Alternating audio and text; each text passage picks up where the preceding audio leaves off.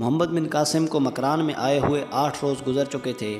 بحری جہازوں اور کشتیوں سے سامان اتارا جا چکا تھا اور دیبل پر حملے کی صورت میں جس سامان کی ضرورت تھی وہ مطلوبہ جہازوں پر لادا جا رہا تھا۔ محمد بن قاسم نے حرب و ضرب کے اسلامی اصولوں کے مطابق جاسوس ان علاقوں میں بھیج دیے تھے جہاں پیش قدمی اور حملے کرنے تھے۔ فوج حملے کی تیاری کر رہی تھی۔ مکران کے اس علاقے میں جہاں عرب کی فوج اتری تھی بہت ہی گہما گہمی تھی، یوں معلوم ہوتا تھا جیسے راتوں کو بھی سب جاگتے رہتے ہیں۔ راجہ داہر دربار لگائے بیٹھا تھا کہ دربار نے اندر آ کر اطلاع دی کہ ایک شتر سوار کوئی ضروری خبر لے کر آیا ہے۔ اسے فوراً اندر بلا لیا گیا۔ وہ آدمی دوڑتا ہوا اندر آیا اور دستور کے مطابق فرش پر 2 زانوں ہوا۔ راجہ کے آگے ہاتھ جوڑے اور جھک کر دوہرا ہو گیا، کیا خبر لائے ہو؟ پانی، 1 گھونٹ پانی۔ خبر لانے والے کے منہ سے پوری طرح آواز بھی نہیں نکل رہی تھی، اس کا منہ پیاس سے کھل گیا تھا۔ مہاراج کی جے ہو، اس آدمی نے پانی پی کر کہا۔ وہ فوج نہیں، انسانوں، گھوڑوں اور اونٹوں کا دریا ہے جو عرب سے آیا ہے اور مکران میں آ رکا ہے۔ سمندری جہازوں سے جو سامان اترا ہے اس کا کوئی حساب اور شمار بھی نہیں۔ فوج کی جو تعداد ہے وہ میں بتا نہیں سکتا۔ سمندر پر جہاز اور کشتیاں اتنی زیادہ ہیں کہ اور کچھ نظر ہی نہیں آتا۔ یہ آدمی ایک سرحدی چوکی سے آیا تھا، اس کی چوکی سندھ اور مکران کی سرحد پر تھی۔ اسے کسی مسافر نے بتایا تھا کہ مکران میں عربوں کی فوج اتر رہی ہے۔ وہ خود بھیس بدل کر اور اونٹ پر سوار ہو کر وہاں گیا۔ اس نے اپنی آنکھوں سے دیکھا۔ وہ حیرت زدہ ہی نہیں بلکہ خوف زدہ بھی تھا۔ اسے وہاں پتہ چلا تھا کہ خشکی سے بھی فوج آئی ہے اور سمندر سے بھی۔ وہ الٹے پاؤں چلا اور اپنی چوکی پر صرف یہ اطلاع دی کہ وہ اروڑ جا رہا ہے۔ اس نے اونٹ کو دوڑایا۔ رستے میں اس نے 2 اونٹ بدلے اور کم سے کم وقت میں اروڑ پہنچا تھا۔ اس نے داہر کو جو رپورٹ دی تھی اس میں مبالغہ بھی تھا۔ راجہ داہر نے دربار برخاست کیا اور اپنی فوجی اور دیگر مشیروں کو بلایا، جن میں اس کا دانشمند وزیر بدہیمن خاص طور پر قابل ذکر تھا۔ داہر نے انہیں بتایا کہ عرب ایک بار پھر حملے کے لیے آئے ہیں۔ اسے جو تفصیلات معلوم ہوئی تھیں اس نے وہ ان سب کو بتا دیں۔ ہمارے ہاتھوں 2 سالار مروا کر اور 2 شکستیں کھا کر بھی ان عربوں کو ہماری طاقت کا اندازہ نہیں ہوا۔ راجہ داہر نے اپنے مشیروں سے کہا، اس لیے اب یہ زیادہ فوج اور زیادہ سامان کے ساتھ آئے ہیں۔ ان کا دماغ خراب ہو گیا ہے، انہیں موت بار بار یہاں لے آتی ہے۔ اب ایک بڑی فوج کو بازی پر لگانے آئے ہیں اور ہم یہ بازی بھی جیت لیں گے۔ تم سب کیا مشورہ دیتے ہو؟ اس کے فوجی مشیروں اور سرداروں نے جو مشورے دیے ان میں ٹھوس مشورے بہت کم تھے اور ویسی ہی ڈھینگیں زیادہ تھیں جیسی راجہ داہر نے ماری تھیں۔ انہیں ایک احساس تو یہ تھا کہ لڑنا ہے، لیکن اس کے ساتھ یہ احساس بھی تھا کہ اپنے راجہ کی خوشنودی کی خاطر اس کی ہاں میں ہاں بھی ملانی ہے۔ اس کا صرف ایک وزیر بدہیمن تھا جو سوچ میں ڈوبا ہوا تھا۔ جب سب باری باری بول چکے تو بدہیمن بولا، میدان جنگ میں تلوار چلا کرتی ہے، تکبر نہیں۔ بدہیمن نے کہا، مہاراج جہاں تیر اڑا کرتے ہیں وہاں تکبر کی اڑان ختم ہو جاتی ہے۔ ہرکل نے بھی مسلمانوں کو کمزور سمجھا تھا۔ یزدگر نے بھی مسلمانوں کو کہا تھا کہ عرب کے اس مسلمان اس کے تمام گھوڑوں کے نیچے کچلے جائیں گے۔ یہ کوئی فرضی قصے کہانیاں نہیں بلکہ مسلمانوں نے اتنی بڑی 2 طاقتوں کا نام و نشان ہی مٹا دیا ہے۔ ہاں، راجہ داہر نے کہا، اس میں کوئی شک نہیں، مسلمانوں نے ہندوستان کے ہاتھیوں کو بھی بھگا دیا تھا۔ کیا نام تھا اس جگہ کا؟ قادسیہ۔ وزیر بدہیمن نے کہا، یہ مسلمان انہی کے اولاد ہیں، یہ ہماری فوج کو بھی بھگا سکتے ہیں۔ اب اگر وہ زیادہ فوج لائے ہیں تو اس فوج کا کمانڈر بھی زیادہ تجربہ کار ہوگا۔ ہو سکتا ہے کہ حجاج ابن یوسف خود کمانڈر ہو جسے وہ سالار کہتے ہیں۔ کیا مہاراج نے ان عربی مسلمانوں سے سنا نہیں کہ حجاج کتنا جابر آدمی ہے؟ اس کے متعلق ان عربوں نے مجھے یہ بھی بتایا تھا کہ وہ خلیفہ کو تو کچھ سمجھتا ہی نہیں، وہ اپنا قانون اور اپنا حکم چلاتا ہے۔ اگر وہی سپہ سالار ہوا تو کیا ہوگا؟ راجہ داہر نے پوچھا۔ میں اپنی فوج کی کمان اپنے ہاتھ میں رکھوں گا۔ اور یہ بھی سوچ لیں مہاراج، بدہیمن نے کہا، لڑائیاں صرف میدان میں ہی نہیں لڑی جاتی، ہر لڑائی تیر اور تلوار سے ہی نہیں لڑی جاتی، ہر لڑائی میں فتح طاقتور کی ہی نہیں ہوتی، اور کمزور کی قسمت میں صرف ہارنا ہی نہیں لکھا ہوتا۔ کمزور چاہے تو طاقتور کو اپنے پاؤں میں بٹھا سکتا ہے۔ وہ کیسے؟ راجہ داہر نے کچھ حیران سا ہو کر پوچھا اور جواب کا انتظار کیے بغیر بولا، اگر ہمارا وزیر یہ چاہتا ہے کہ ہم میدان میں نہ اتریں اور کوئی فریب کاری کر کے دشمن کو شکست دیں تو ہمارا خون ہمیں اس کی اجازت نہیں دے گا۔ ہم میدان میں دشمن کی آنکھوں میں آنکھیں ڈال کر لڑیں گے اور تلوار کے جوہر دکھائیں گے۔ ہم نے جنہیں دو بار گھٹنوں میں بٹھایا ہے، تیسری بار بھی انہیں بٹھائیں گے۔ لیکن اب بات کچھ اور ہے مہاراج، بدہمن نے کہا۔ اگر حجاج اس لشکر کا سپہ سالار ہے تو میدان جنگ کا نقشہ کچھ اور ہو سکتا ہے۔ میں یہ نہیں کہہ رہا کہ مہاراج اپنے محل میں بیٹھے رہیں، لڑنا تو ہے ہی، فوجیں آمنے سامنے ضرور آئیں گی، لیکن دشمن کو کمزور کر کے سامنے لایا جائے تو اس کی گردن جلدی کاٹی جا سکتی ہے۔ مہاراج پوچھتے ہیں وہ کیسے؟ وہ اس طرح کہ ایک کمزوری ایسی ہوتی ہے جو طاقتور کو کمزور اور کمزور کو طاقتور بنا دیتی ہے۔ جس طرح راج سنگھاسن سے جدا نہیں ہو سکتا، اسی طرح مرد عورت کے بغیر نہیں رہ سکتا، اور جس طرح بادشاہ اپنے تاج میں دنیا کا سب سے قیمتی ہیرا جوڑنا چاہتا ہے، اسی طریقے سے ہر مرد دنیا کی سب سے حسین عورت کو اپنی حوث کی تسکین کا ذریعہ بنانا چاہتا ہے۔ بات ذرا صاف کرو، راجہ داہر نے کہا، اور بات وہ کر جو عمل میں بھی آ سکتی ہو۔ عورت ایک نشہ ہے، داہر کے دانش مند وزیر بدہمن نے کہا۔ دولت اس نشے کو اور تیز کرتی ہے، اور جب حکومت مل جاتی ہے تو نشہ مکمل ہو جاتا ہے، اور یہ نشہ انسان کی عقل اور غیرت کو سلا دیتا ہے۔ 500 عربی مسلمان ایک مدت سے ہمارے ساتھ ہیں، میں نے انہیں بڑی غور سے دیکھا ہے، ان کی فطرت کی گہرائی میں جا کر جانچا ہے، ان سے ان حاکموں کے متعلق معلوم ہوا ہے جو عرب کے حکمران ہیں۔ میں نے ان میں یہ کمزوری دیکھی ہے کہ تلوار سے پہلے انہیں عورت سے مارو، انہیں دولت سے اندھا کرو۔ کیا تم حجاج اور اس کے لشکر کی بات کر رہے ہو؟ راجہ داہر نے پوچھا۔ نہیں، بدہمن نے جواب دیا، میں ان عربوں کی بات کر رہا ہوں جنہیں آپ نے اپنے سائے میں رکھا ہوا ہے۔ مہاراج پچھلی لڑائی میں دیکھ چکے ہیں کہ ان عربوں نے عربوں کے خلاف لڑنے سے انکار کر دیا تھا، حالانکہ ان کی اس قبیلے کے ساتھ دشمنی ہے جس قبیلے کے قبضے میں خلافت ہے۔ یہ لوگ بنو اسامہ کے ہیں اور خلیفہ بنو امیہ سے تعلق رکھتا ہے۔ اس دشمنی کے باوجود انہوں نے لڑنے سے انکار کیا تھا۔ اب ضرورت یہ ہے کہ ان کے دلوں میں ان کے خلیفہ کے قبیلے کی اور حجاج کی دشمنی کو ہوا دے کر بھڑکایا جائے، اور کوئی طریقہ اختیار کیا جائے کہ ان کے دلوں میں ان کے خلاف نفرت پیدا ہو جائے۔ اب مجھے وہ طریقہ بتاؤ جس سے میں ان باغی عربوں کے خون کو گرما سکوں، راجہ داہر نے پوچھا۔ مہاراج کی جے ہو، بدہمن نے کہا، یہ کام میرا ہے، مہاراج اپنی فوج کو تیار کریں۔ بدہمن نے کچھ دیر سوچ کر کہا، لڑائی کے داؤ پیچ مہاراج خود بہتر سمجھتے ہیں، لیکن میرا مشورہ یہ ہے کہ کہیں بھی قلعے سے باہر فوج نکال کر نہ لڑا جائے۔ مسلمان دیبل پر آئیں گے۔ مہاراج کی راجدھانی کی اتنی قیمت نہیں جتنی دیبل کی ہے، کیونکہ دیبل بندرگاہ ہے۔ مکران سے دیبل کے راستے 2 قلعے ہیں، مسلمان انہیں سر کریں گے اور سر کر لیں گے، لیکن اس کا فائدہ مہاراج کو پہنچے گا۔ وہ اس طرح کہ وہاں مسلمانوں کی طاقت صرف ہوگی اور انہیں بہت دن محاصرے میں بیٹھنا پڑے گا۔ اس سے یہ ہوگا کہ ان کے پاس رسد اور خوراک کا جو ذخیرہ ہے وہ کم پڑ جائے گا۔ اس طرح دیبل تک پہنچنے میں ان کی آدھی طاقت ضائع ہو چکی ہوگی۔ وہ دیبل کو محاصرے میں لیں تو بھی مہاراج اپنی راجدھانی میں ہی رہیں۔ فائدہ یہ ہوگا کہ جب مسلمان یہاں تک پہنچیں گے تو وہ تھکن سے چور ہوں گے۔ اس وقت ہم باہر سے ان عربوں سے حملہ کروائیں گے جو مکران میں آباد ہیں۔ راجہ داہر کے وزیر بدہمن کے مشوروں میں اتنا وزن تھا کہ داہر اور اس کے سالار اسی وقت مسلمانوں کا حملہ روکنے کا پلان بنانے لگے۔ اس میں انہوں نے زیادہ وزن اس زمین دوز و تقریبی کارروائیوں پر صرف کیا جو بدہمن کے دماغ میں آ رہی تھیں۔ بدہمن زمین کے نیچے سے وار کرنا چاہتا تھا۔ اس دوران راجہ داہر نے اپنے ایک سالار سے کہا کہ وہ 2 عقل مند آدمی مکران بھیجے جو عربوں کی فوج کی صحیح نفری معلوم کریں اور یہ معلوم کرنے کی بھی کوشش کریں کہ عربوں کا سپہ سالار کون ہے۔ امیر مکران محمد بن ہارون اور محمد بن قاسم کو توقع نہیں تھی کہ حارث علافی ان سے ملنے پر راضی ہو جائے گا، لیکن یہ ایک معجزے سے کم نہ تھا کہ علافی نے نہ صرف یہ کہ مقررہ وقت اور جگہ پر آنے کا وعدہ کیا، بلکہ جو آدمی ملاقات کا پیغام لے کر گیا تھا اسے علافی نے عزت و احترام سے رخصت کیا۔ محمد بن ہارون اور محمد بن قاسم چند ایک محافظوں کو ساتھ لے کر گئے۔ یہ مشورہ محمد بن ہارون کا تھا کہ محافظوں کو ساتھ رکھنا چاہیے۔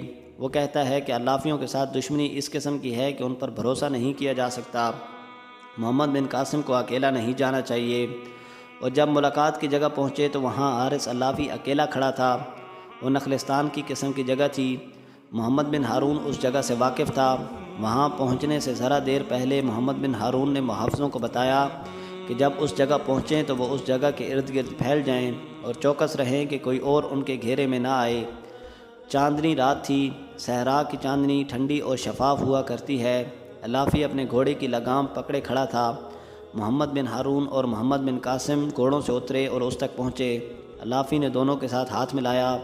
ہم دونوں ایک دوسرے کو پہچانتے ہیں۔ محمد بن ہارون نے حارث اللافی سے کہا، اور ہم دونوں ایک دوسرے کو جانتے بھی ہیں، اللافی نے کہا، اور محمد بن قاسم کی طرف دیکھ کر بولا، میں اس نوجوان کو پہلی بار دیکھ رہا ہوں، کیا تم قاسم کے بیٹے ہو، حجاج کے بھتیجے؟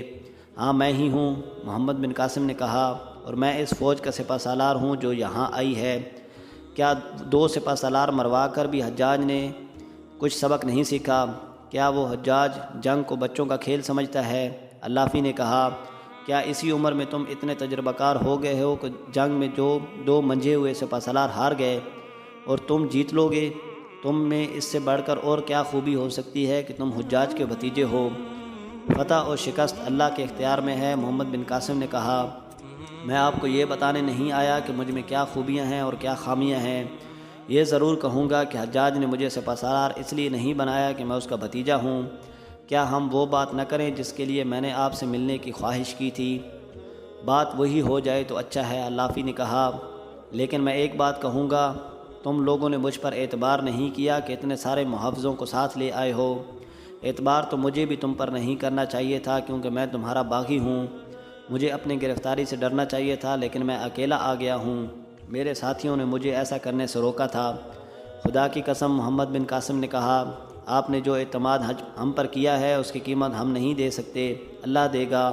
آپ کو امیر مکران نے نہیں، میں نے بلایا ہے، اور میں نے آپ کو عرب کی آبرو اور اسلام کی عظمت کے نام پر بلایا ہے۔ میں آپ کو حکم نہیں دے سکتا، گزارش کی ہے کہ ملاقات کا موقع دو۔ جس قانون کے آپ باغی ہیں، میں آپ کو اس قانون کی دھونس نہیں دے رہا، اور میں جانتا ہوں کہ تم مجھ سے کیوں ملنا چاہتے ہو، حارث اللافی نے کہا، اور تم نہیں جانتے کہ جن قیدیوں کو تم آزاد کرانے آئے ہو، انہیں آزاد کرانے کے لیے 3 باغی اپنی جانیں قربان کر چکے ہیں۔ وہ قید خانے میں داخل ہو گئے تھے لیکن اللہ کو منظور نہ تھا۔ میں اپنے بہت سے آدمیوں کے ساتھ قید خانے سے کچھ دور انتظار کرتا رہا۔ میں نے قیدیوں کو اپنے ساتھ چھپانا تھا اور پھر عرب تک پہنچانا تھا، اور وہ جو قیدیوں تک پہنچ گیا تھا اس کا نام بلال بن عثمان تھا۔ حارث اللافی نے اس کوشش کی تفصیل سنائی جو قیدیوں کو رہا کرنے کے لیے کی گئی تھی لیکن ناکام ہو گئی تھی۔ میں انہی قیدیوں کو آزاد کرانے آیا ہوں، محمد بن قاسم نے کہا، لیکن میں واپس جانے کے لیے نہیں آیا، مجھے آپ کی مدد کی ضرورت ہے۔ کیا اموی خلیفہ نے تمہیں کہا ہے کہ اللافیوں کو اپنے ساتھ ملانے کی کوشش کرنا، یا تم حجاج کے مشورے پر عمل کر رہے ہو؟ اس نے محمد بن ہارون کی طرف دیکھ کر کہا، یہ سوچ امیر مکران کی بھی ہو سکتی ہے۔ نہیں میرے دوست، محمد بن ہارون نے کہا، یہ محمد بن قاسم کی اپنی سوچ ہے۔ میں شیراز سے آیا ہوں، محمد بن قاسم نے کہا، میں دمشق نہیں گیا اور میں بصرہ بھی نہیں گیا۔ میں آپ کو یہ بتا دیتا ہوں کہ میرے سالاروں نے اس خدشے کا اظہار کیا تھا کہ باغی عرب جو مکران میں ہیں وہ عداوت کی بنا پر سندھ کے راجہ کا ساتھ دیں گے، اور میں خود یہی خطرہ محسوس کر رہا ہوں۔ میں آپ سے یہ کہنا چاہتا ہوں کہ ہماری مدد نہ کریں لیکن یہاں کے راجہ کا بھی ساتھ نہ دیں، ورنہ اسلام کی تاریخ میں یہ منحوس اور مکروہ حقیقت آ جائے گی کہ امت رسول صلی اللہ علیہ وآلہ وسلم میں ایسے لوگ بھی موجود تھے جنہوں نے اپنے بھائیوں کو شکست دلانے کے لیے ہندوؤں کا ساتھ دیا تھا، اور میں جانتا ہوں کہ آپ کے دل میں ہمارے خلاف کدورت بھری ہوئی ہے۔ میرے عزیز ابن قاسم، اللافی نے کہا، تم پر اللہ کی رحمت ہو، تم اپنی عمر سے زیادہ دانش مند ہو۔ میرے دل میں اور ہر باغی عرب کے دل میں کدورت بھری ہوئی ہے، لیکن یہ بنو امیہ کے خلاف ہے۔ تم اموی نہیں ثقفی ہو۔ تمہیں شاید کسی نے بتایا ہوگا کہ جب سعید بن اسلم کلابی مکران میں امیر مقرر ہوا تھا تو ہمارا ایک سردار صفوی بن لام الحامی مکران آیا تھا۔ امیر مکران سعید بن اسلم کلابی نے اسے کوئی حکم دیا۔ صفوی نے اسے کہا کہ تمہارا حکم ماننے کو میں اپنی توہین سمجھتا ہوں۔ سعید بن اسلم نے اسے قید میں ڈال دیا اور پھر اسے قتل کرا دیا۔ ابن قاسم، تیرے چچا حجاج نے بھی ہمارے ساتھ دشمنی پیدا کر لی تھی۔ صفوی ہم میں سے تھا، اللافیوں میں سے تھا۔ میرے قبیلے کے کچھ آدمیوں نے امیر مکران سعید کو قتل کر کے صفوی کے قتل کا انتقام لیا تھا۔ ہاں، محمد بن ہارون نے کہا، سعید کو قتل کرنے والے تمہارے ہی 2 بیٹے تھے، ایک کا نام معاویہ اور دوسرے کا نام محمد تھا۔ پھر ابن قاسم اللافی نے کہا، تمہارے چچا حجاج نے ہمارے قبیلے کے ایک اور سردار سلمان اللافی کو قید میں ڈالا اور اسے قتل کیا، اور اس کا سر کاٹ کر سعید بن اسلم کلابی کے گھر بھیج دیا تاکہ اس کے جذبہ انتقام کو کچھ تسکین ہو۔ یہ ہماری خاندانی دشمنیاں ہیں، محمد بن قاسم نے کہا۔ میں آپ کو یہ دشمن دکھا رہا ہوں جس نے آپ کو دوست بنا رکھا ہے، مت بتاؤ مجھے ابن قاسم۔ حارث اللافی نے کہا، مجھے ایسا نہ سمجھو کہ خاندانی دشمنی کی خاطر میں اپنی قوم اور اپنے مذہب کے دشمنوں کو دوست بنا لوں گا۔ مایوس نہ ہو، اللافی تمہاری مدد کریں گے لیکن تمہارے ساتھ نہیں ہوں گے۔ ہماری دشمنی حکمران سے ہے، اپنے وطن اور اپنے مذہب سے نہیں۔ برے اور نااہل حکمرانوں کے خلاف کوئی کارروائی کرنا غداری نہیں، بلکہ نااہل اور خود غرض حکمرانوں سے اپنے ملک کو آزاد کرانا حب الوطنی ہے۔ ہم اپنے وطن کے باغی نہیں، ہم ایوان خلافت کے باغی ہیں۔ ہم ان کے باغی ہیں جو خلافت کے اہل نہ تھے مگر مسند خلافت پر قابض ہو گئے ہیں۔ مورخ بلازری لکھتا ہے کہ حارث اللافی محمد بن قاسم سے اور محمد بن قاسم حارث اللافی سے بہت متاثر ہوئے۔ اللافی نے وعدہ کیا کہ وہ راجہ داہر کا ساتھ نہیں دے گا اور وہ در پردہ راجہ داہر کی فوج کو کمزور کرنے کی کوشش کرے گا۔ اس نے یہ نہ بتایا کہ وہ کیا طریقے اختیار کرے گا۔ یہ اس نے محمد بن قاسم سے پوچھا کہ وہ کس طرح پیش قدمی کرے گا اور اس کا پہلا حملہ کہاں ہوگا، یہاں کی فوج لڑنے میں کیسی ہے۔ محمد بن قاسم نے پوچھا، کیا یہ لوگ اتنی بے جگری سے لڑتے ہیں کہ انہیں 2 بار ہماری فوج کو شکست دی ہے اور دونوں فوجوں کے سپہ سالاروں کو مار ڈالا ہے؟ اگر ان پر اپنا خوف طاری کر دو تو راجہ داہر کی فوج کی بہادری ختم ہو جائے گی۔ اللافی نے کہا، یہاں کے سپاہی بہادر نہیں، بزدل بھی نہیں۔ پہلی 2 لڑائیوں میں وہ اس لیے بہادر ہو گئے تھے کہ تمہاری فوجوں نے تھوڑی تعداد میں حملہ کیا تھا اور بڑی عجلت میں حملہ کیا تھا۔ حجاج نے داہر کی فوج کی طاقت کا صحیح اندازہ نہیں کیا تھا۔ اتنی دور آ کر حملہ کرنے کے لیے اہتمام ہی کچھ اور ہوتے ہیں۔ مجھے اطلاع مل چکی ہے کہ تم اپنے ساتھ کیا کیا لائے ہو۔ اتنے زیادہ ساز و سامان اور اتنے زیادہ گھوڑوں اور اونٹوں کے ساتھ تم کوئی جذبہ بھی لائے ہوگے کہ کوئی لشکر تمہارے مقابلے میں بہادر نہیں ہو سکتا۔ اگر تم اپنے چچا حجاج اور خلیفہ کو خوش کرنے کے لیے آئے ہو تو داہر کی فوج بہت بہادر ثابت ہوگی اور شکست تمہارا مقدر ہوگی۔ حارث اللافی اور محمد بن قاسم کی یہ ملاقات تاریخی حیثیت کی عامل ہے۔ اگر یہ 500 عربی محمد بن قاسم کے خلاف داہر کی مدد کرنے پر آمادہ ہو جاتے تو محمد بن قاسم کی لڑائیوں کی تاریخ کچھ مختلف ہوتی۔ یہ محمد بن قاسم کے تدبر کا نہایت اہم مظاہرہ تھا کہ اس نے ان باغیوں کے سردار کو ملاقات پر آمادہ کر لیا۔ اللافی نے یہ وعدہ تو کر دیا تھا کہ وہ داہر کا ساتھ نہیں دے گا، لیکن امیر مکران محمد بن ہارون تذبذب کا شکار تھا۔ اسے توقع نہیں تھی کہ اللافی نے جو وعدہ کیا ہے وہ پورا بھی کرے گا۔ محمد بن قاسم نے اپنی فوج کو پیش قدمی کرنے کے لیے تیار کر لیا، لیکن اسے مکران میں کم و بیش 1 مہینہ گزارنا پڑا۔ اس تاخیر کی وجہ یہ ہوئی کہ بحری جہازوں سے جو سامان آ رہا تھا اس میں سے کچھ سامان آنا ابھی باقی تھا۔ اس سامان میں منجنیقیں بھی تھیں اور سب سے زیادہ ضروری وہ منجنیق تھی جس کا نام عروس تھا۔ آخر منجنیقیں بھی آ گئیں۔ انہیں جہازوں سے اتار کر فوج کو کوچ کا حکم دے دیا گیا۔ یہ 712 عیسوی کا دور تھا۔ ابن مکران محمد بن ہارون بیمار تھا۔ جب فوج روانہ ہونے لگی تو محمد بن قاسم نے دیکھا کہ امیر مکران گھوڑے پر سوار اس کی طرف آ رہا ہے۔ محمد بن قاسم نے اپنا گھوڑا دوڑایا اور اس تک جا پہنچا۔ اب آپ آرام کریں۔ محمد بن قاسم نے اس کے ساتھ ہاتھ ملانے کے لیے دونوں ہاتھ آگے بڑھائے اور کہا، اور میرے لیے دعا کریں کہ اور اپنی دعاؤں کے ساتھ مجھے اور میری فوج کو رخصت کریں۔ کیا تم دیکھ نہیں رہے ہو کہ میں کس لباس میں آیا ہوں؟ محمد بن ہارون نے کہا، کیا میرے سر پر خود نہیں ہے؟ کیا میری کمر کے ساتھ تمہیں تلوار نظر نہیں آ رہی؟ تم میرے بچے ہو، میں تمہیں اکیلا نہیں جانے دوں گا، میں تمہارے ساتھ جانے کے لیے آیا ہوں۔ تاریخوں میں لکھا ہے کہ محمد بن قاسم اسے روک نہ سکا۔ محمد بن ہارون اس کی باپ کی عمر کا آدمی تھا۔ اس نے امیر مکران کے ساتھ لے لیا۔ محمد بن قاسم کا اصل ہدف دیبل تھا، لیکن راستے میں کنز پور نام کا ایک شہر آتا تھا۔ یہ شہر آج بھی موجود ہے، جس کا نام پنجگور ہے۔ یہ ایک مضبوط قلعہ بند شہر تھا۔ اسے نظر انداز بھی کیا جا سکتا تھا، لیکن اس قلعے کی مضبوطی اور وسعت کو دیکھ کر یہ اندازہ ہوتا تھا کہ داہر نے اس میں خاصی زیادہ فوج رکھی ہوگی، اس لیے اس فوج کو بیکار کرنا ضروری سمجھا گیا۔ مورخوں نے لکھا ہے کہ جاسوسوں نے یہ اطلاع بھی دی تھی کہ اس قلعے میں فوج زیادہ ہے۔ جسے نظر انداز کیا گیا تو یہ فوج خطرناک ثابت ہو سکتی ہے، چنانچہ اس قلعے کو محاصرے میں لے لیا گیا۔ آگے جا کر اعلان کیا گیا کہ قلعے کے دروازے کھول دیے جائیں اور قلعہ ہمارے حوالے کر دیا جائے۔ اس صورت میں ہر شہری کو امان دی جائے گی اور ان کی عزت اور جان و مال کی پوری حفاظت کی جائے گی۔ اگر ہم نے اپنی کوشش سے قلعہ فتح کر لیا تو کسی کے جان و مال کی حفاظت ہماری ذمہ داری نہیں ہوگی اور ہر شہری کو جزیہ دینا پڑے گا۔ اس اعلان کے جواب میں قلعے کی دیواروں کے اوپر سے تیروں کی بوچھاڑیں آئیں۔ یہ اعلان تھا کہ ہمت ہے تو قلعہ فتح کر لو۔ محمد بن قاسم نے قلعے کے دروازے توڑنے کے لیے آدمی بھیجے، لیکن اوپر سے برچھیوں اور تیروں کی ایسی بوچھاڑیں آئیں کہ یہ آدمی بری طریقے سے زخمی اور شہید ہو گئے۔ دیوار میں شگاف ڈالنے کی کوشش بھی کی گئی، لیکن جو بھی آگے ہوا وہ لہو لہان ہو کر وہیں گرا یا واپس آیا۔